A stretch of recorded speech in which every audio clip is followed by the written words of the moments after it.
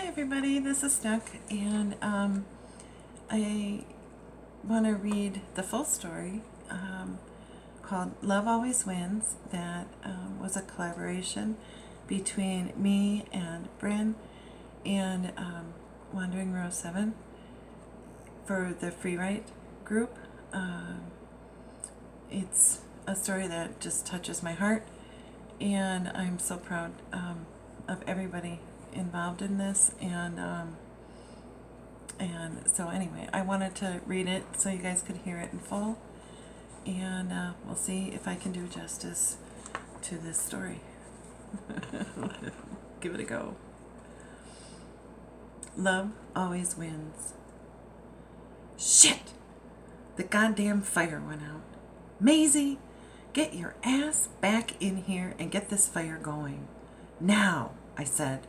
Get your lazy ass out of bed and get that fire to a roar. I'm freezing in here. Maisie heard all this from the other room. She was so tired of it all. The day Bud came home from the war was her happiest and worst day ever.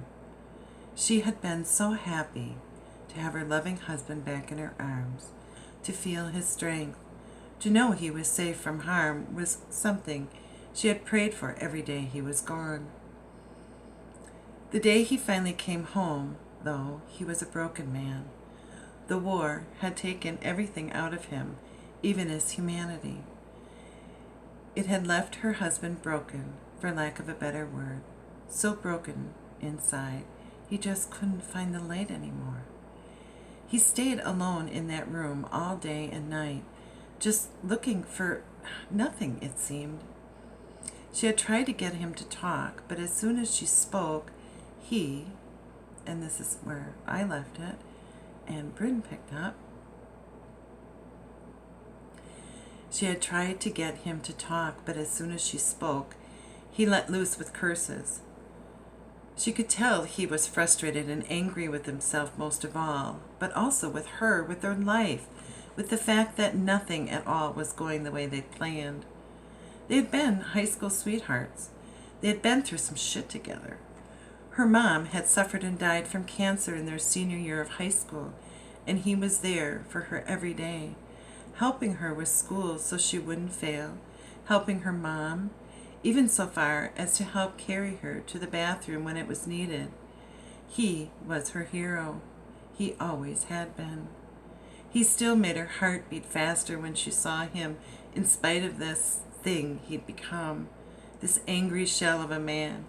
She was absolutely desperate to fix him, to fix them. She would do anything to get their lives back. This is what had driven her to the witch that lived in the woods. Everyone was terrified of her, but she actually found that the scary witch was the nicest, most pleasant, peaceful person she could have ever met. So much so that even though she wasn't the type to hug, she literally fallen sobbing into the old woman's comforting arms as soon as she had opened the door. It was crazy, yeah, but she felt that hug, feeling so much better about herself, and actually had hope for their situation. Now here she was, 3 days later, the pill in hand. The witch had told her very specifically to only use it on a sunset on a Thursday, so she had waited. This was it. Her choice. The witch had said that this would end all the pain, that no one would hurt anymore, and that their lives would go on as they should have. She broke the pill in half and carried both halves in on his dinner tray.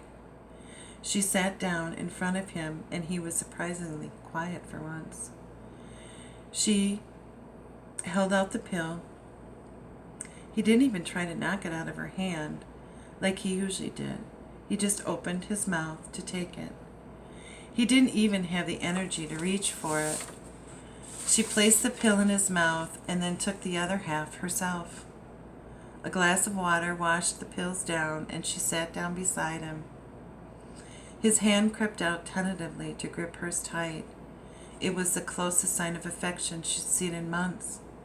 A tear rolled down the side of her face as she closed her eyes, leaned her head on his lap, and waited. And that's where Sweet Bryn ended it. And then Wandering Rose 7 picked it up.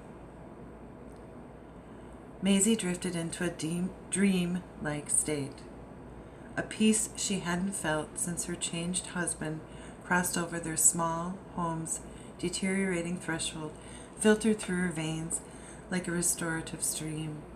Her husband's hand rested quietly on her head.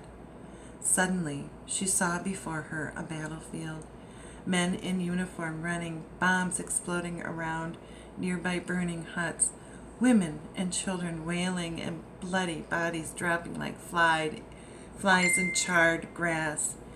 Tears began flowing from Maisie's eyes, the pain so intense she heard cries. They were emitting from her own mouth. She felt her husband pulling her back. No, no, no! His urgent command, his strong arms folding her up like a child, and he was crying deep, guttural animal sounds, as though wounded, and he cradled her gently like a baby. His lips moved, but no sound came out. Then he was pleading in her ear, "Maisie, don't look, turn away. Please, please stop." He shook long, hard sobs, his hand stroking her tangled, damp hair. She slowly calmed beneath his tender stroking. A calm settled upon her. He was here. For the first time since she had kissed him goodbye, before he stepped smartly onto the plane in full uniform, he really was here. She slipped into a dreamlike state, safe in the arms of the man who left her so long ago.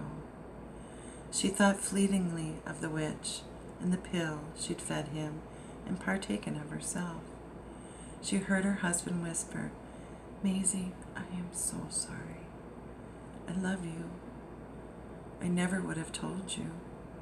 I'm here, baby. We'll get through this together." Maisie slept enfolded in a soldier's grasp. The end. And I hope you enjoyed this wonderful story that happened in the last 2 days. Thank you. Have a great day. Bye.